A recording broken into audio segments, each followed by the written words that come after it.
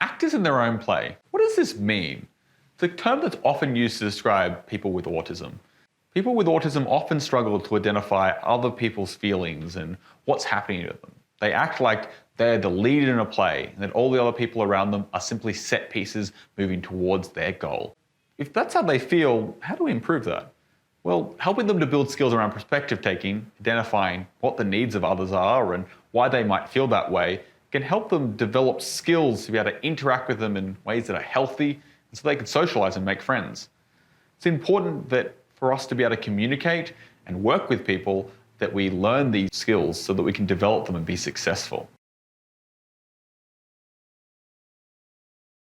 So glad to see you. I've been looking forward to seeing my favourite horror movie film. I've been waiting 6 months romance movie for this film to come out.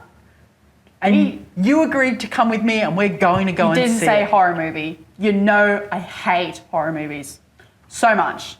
I hate being scared.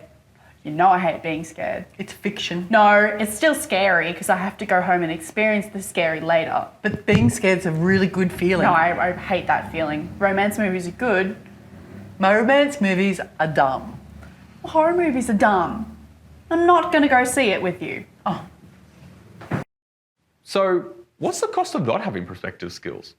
As we saw before, not having those skills can cause lots of issues. Arguments, misunderstanding, breakdown of friendship.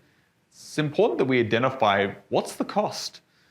When we talk about with people and how they interact with others, we want to make sure that they understand us, that they get the way that we feel and that they respect that.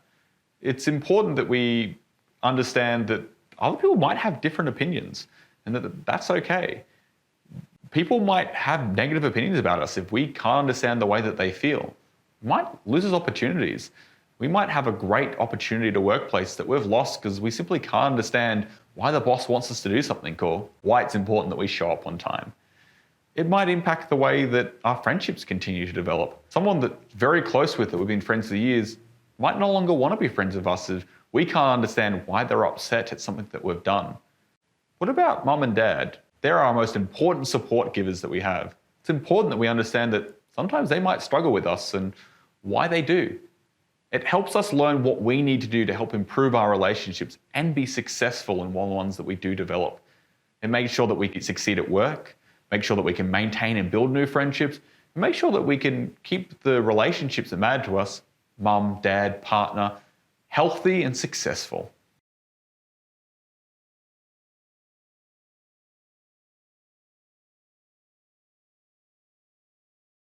So now we understand that taking perspective is important and why it might be bad if we don't understand those skills. What's some strategies that we can use? We have a toolbox to help you along the way. The first thing that we can do is trying to understand how it might feel if it was me. I love horror. I'm not a fan of romance. They obviously don't want to see that. But what if it was the other way around? What if they were trying to convince me to watch a romance film? I'd hate to go see that. So maybe I can understand what it felt like for them. Just because I like horror and they like romance doesn't mean we can't be friends. They can have different thoughts, different feelings.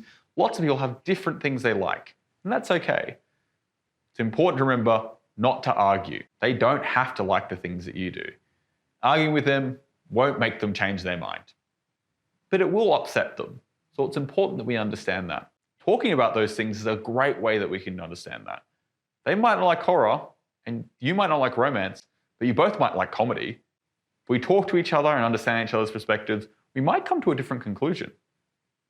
What about changing their mind? That sometimes happens. You might talk about why you like the horror film, and they might talk about why they don't.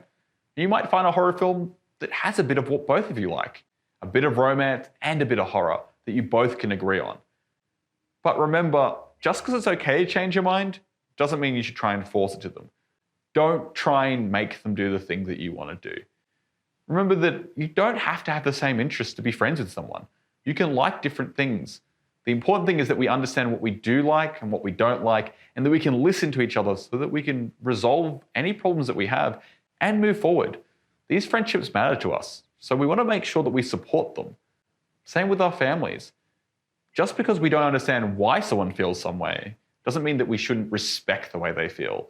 And remember that people have the right to change their mind. So just because they felt one way one day that they might like horror with you and then the next day they decide that they don't like it anymore, remember that that's okay. And you can talk about it, but don't argue with them. Don't try and force them to change their mind, and be respectful of what it is that they like and what that you like.